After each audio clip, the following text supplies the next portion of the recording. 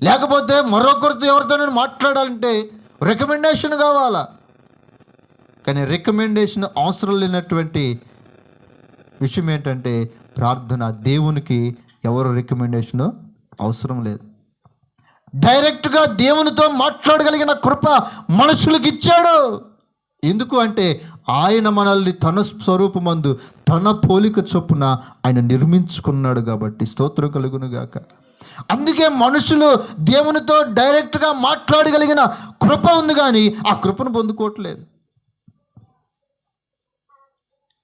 దేవునితో మాట్లాడగలిగినటువంటి కృప ఇచ్చాడు, కానీ ఆ కృపను సద్వినియోగం చేసుకోవట్లేదు.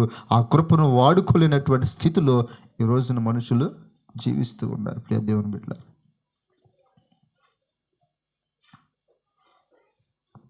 ఆదాముతో దేవుడు డైరెక్ట్గా మాట్లాడుతూ ఉన్నాడు.